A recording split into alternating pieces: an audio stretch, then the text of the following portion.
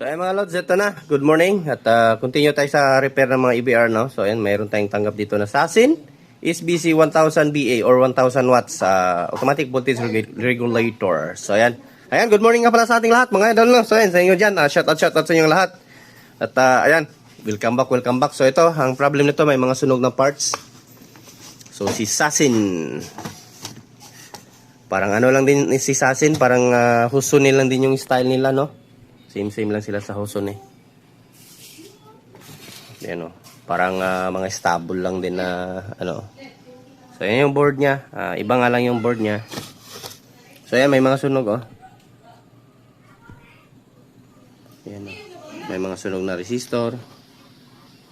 Overheat. So ito yung problem niya. Tignan pa natin kung ano value nito. Hindi pa naman tayo naka-repair ng ganitong klaseng EBR, no? So hindi natin matandaan yung mga value ng resistor kasi wala to markings eh. So check na lang natin to sa ano, kung merong manual, no? Yung sa troubleshooting nito sa board, hanap na lang tayo para sa exact value, no? Pero kung wala, di yung ano na naman, pinagbabawal na technique na naman, pa isa-isa, testing. So yung mga lads, bago natin ito simulan, ay baka hindi ka pa nang-subscribe dyan, pa-subscribe na po. At ayan, pakita notification bell at ilagay sa all para laging updated. So ayan.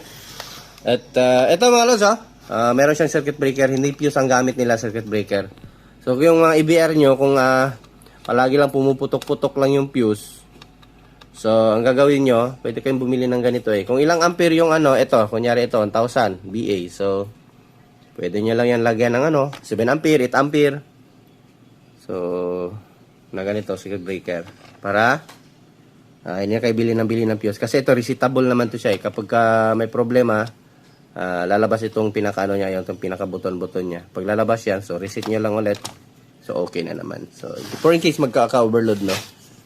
Para hindi masira yung inyong EBR. So, ayan, continue tayo. Tanggalin natin tong board. So, ito mga lods, at ayan, natanggal na natin yung mga problema. At papalitan natin. So yung dito pala mga lads ay 470 ohms yung nasunog, no? And then yung dito 100 ohms. So ayan, palitan din natin yung dalawang capacitor kasi yung capacitor nakikita nyo parang may leak dito. So nag-leak na pala talaga yung capacitor. So ano siya, ang value niya is 330 UF by 35 volts. And then yung 10 UF 33 UF by 50 volt. Pwede lang to 47 UF kung wala kayong mahanap na 33. So ayan. So ang gawin natin, palitan natin ng malaki 2 watts na 100 ohms para sa init, no.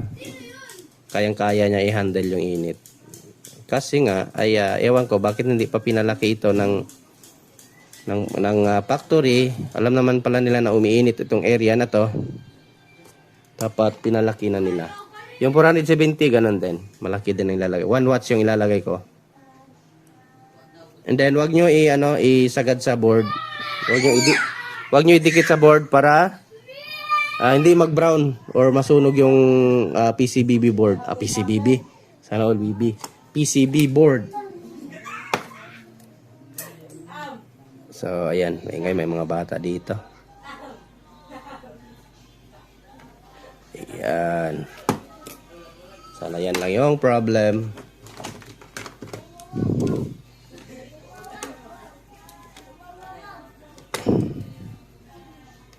So please don't skip ads mga lods, ano, kapag may ads mag-appear. So tiisin nyo lang po yung ads. So saglit lang, mabilis naman nandito po yan mga lods, ano. So yan lang po yung revenue ko, pambawi sa wifi natin at pagod natin kapag edit, no. So, marami tayong stock capacitor. For in case talaga ito, mas maganda talaga, di ba? Mas advanced talaga pag may parts ka mga lods. Kaya di ka mahihirapan. So yung 33 palitan natin ng 47. Ito meron tayong 47 UF by 50. Yan. Dalawang kulay, black at saka green. So yan na. Yan lang. No? So, sana okay na agad yan.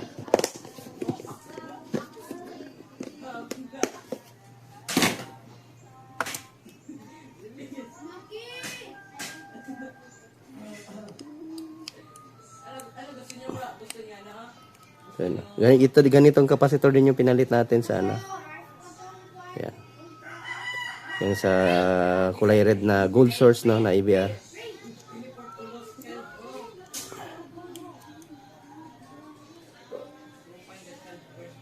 Ganyan lang para hindi didikit sa ano. Sa resistor, mainit yung resistor eh.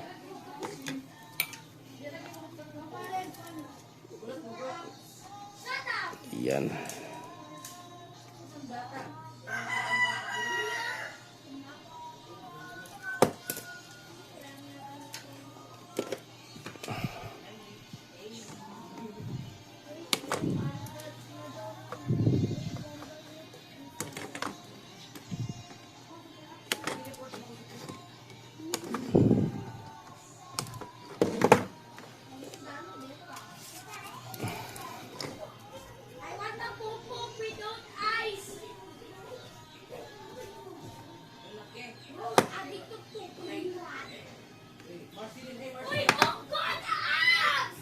Ingay mga bata.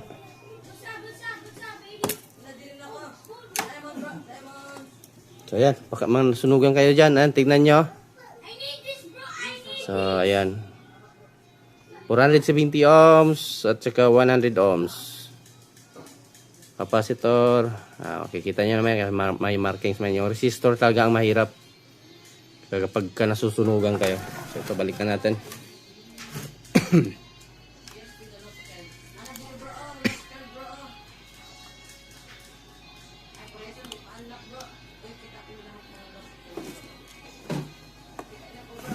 Sana yung screw.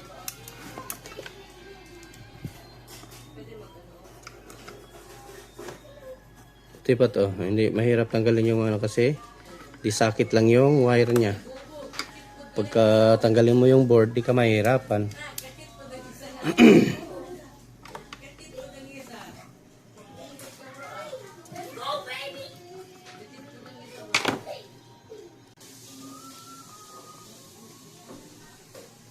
Ito, testing natin. Testing natin kung iikot yung motor. Kung wala bang puputok. Oops, nahulog yung charger natin. Ayun, oh. Ayun. Okay na agad. Umiikot agad yung ano natin. Kanya kasi pag-testing ko, hindi yan umiikot eh. Hindi ko na napakita sa inyo. Sunog naman din kasi talaga yun, oh. So, ayun, ganyan lang mga lods. Successful agad. Yun lang, wala tong ano pala to. Wala pala itong ano tawag doon. Wala pala itong quick start. So, pero ayan, okay na siya. Yan, wala na. Patay na yung ilaw ng kanyang ano, oh. Switch. Wala nang ilaw sa kanyang switch. So, testing natin kung may output na. AC 110. So, yan, meron. Buo. Ayan, 225 to. Ayan, 225 yung output niya. Goods na ito. Wala na tayong babaguhin. Ayan. Pero ay, saan pala ako nakasaksak ngayon sa solar? Lipat natin sa grid. Kasi grid yung gamit nila doon. Wala naman silang solar.